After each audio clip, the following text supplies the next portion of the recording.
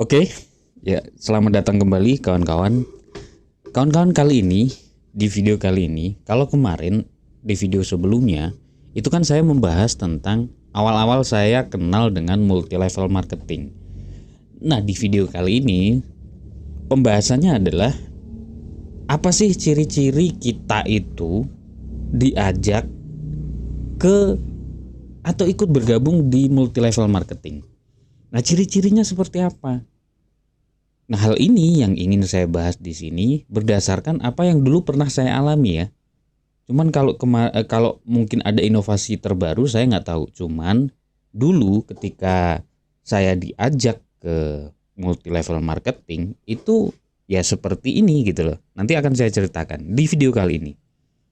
Nah, jadi melanjutkan sedikit cerita yang sebelumnya ya. Ketika saya mulai diajak tuh, awal kali pertama diajak di Semarang waktu itu. Nah, kemudian kan selang beberapa waktu itu kan saya tetap tuh nyari pekerjaan gitu ya, yang sesuai dengan bakat saya waktu itu, yaitu pembuatan web designer gitu ya. Nah, tapi belum sempet saya bekerja sebagai web designer, itu kemudian saya dipanggil nih, bukan dipanggil ya, apa ya, diajak sama kawan saya yang ada di Jawa Timur waktu itu. Padahal saya sebenarnya kan dari Lampung nih, Lampung ke Jawa, mencari kerjaan waktu itu niatnya. Nah, kawan saya yang ada di Jawa Timur itu tahu kalau saya lagi mencari pekerjaan di Jawa. Kemudian ditawarilah saya pekerjaan. Nah, waktu itu saya mikirnya ya lumayan lah gitu loh. Ketika saya sedang mencari pekerjaan, kemudian saya ditawari pekerjaan. Akhirnya saya datang ke sana, ke Jawa Timur. Nah, waktu itu ternyata setelah sampai di Jawa Timur, itu saya itu diajak hal yang sama seperti ketika saya di Semarang. Nah, ini kan konsepnya sebenarnya semuanya hampir-hampir mirip. Ya, hampir mirip. Jadi ini, oke, langsung kita masuk ke pokok pembahasannya. Jadi yang pertama, ciri-ciri kita itu mau diajak multi level marketing itu yang pertama, kawan atau teman yang dulu sudah lama tidak berkomunikasi nih.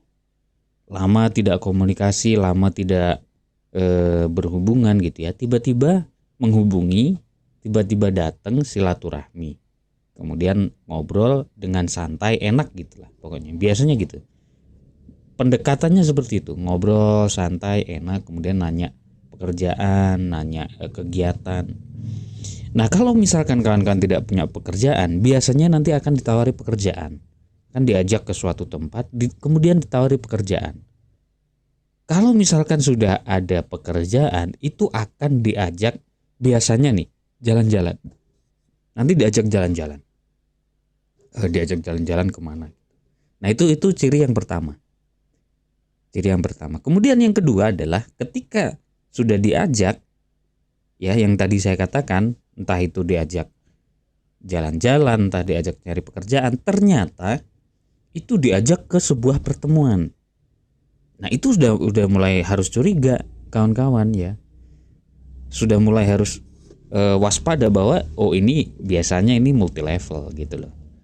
Diajak ke sebuah pertemuan, setelah itu nanti akan dimasukkan ke sebuah gedung. Nah, ini ada beberapa tipe ya. Kalau saya dulu itu yang pertama kali kenal multi level itu di sebuah hotel. Hotel yang mewah lah gitu. Hotel mewah, diajak pertemuan, nanti kemudian sesi break itu ada jamuan, jamuan entah itu makanan ringan atau makanan berat gitu biasanya.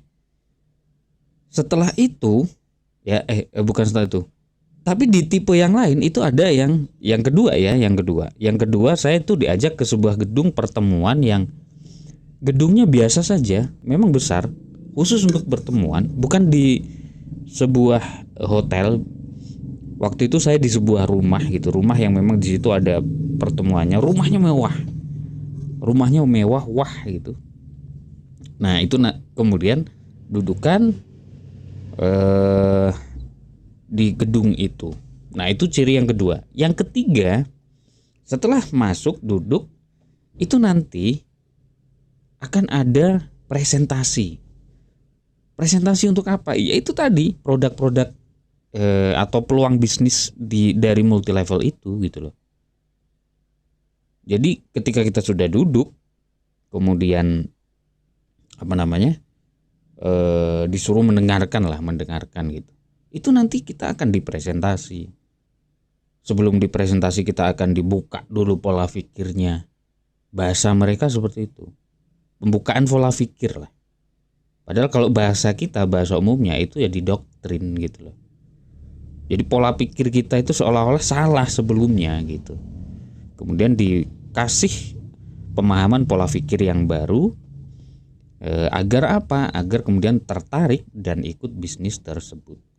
Nah itu kan ciri-ciri yang perlu diketahui buat kawan-kawan tentang multi level marketing. Itu ciri-ciri umum ya, ciri-ciri umum kawan-kawan ditawari atau diajak multi level marketing. Apakah ada metode lain? Ya pasti ada. Biasanya ya nggak ke presentasi, mereka dipresentasi sendiri, diajak ke berdua atau beberapa kelompok kecil gitu. Nah jadi seperti itu. Cara menyikapinya gimana? Yang jelas seperti ini kawan-kawan ya, cara menyikapi jika memang sudah terlanjur untuk ikut presentasi dan lain-lain, itu setelah nanti pulang cerita aja, cerita ke tetangga, cerita ke teman, cerita aja. Nanti mereka yang bisa mengembalikan pola pikir yang tadi sudah didoktrin di pertemuan itu.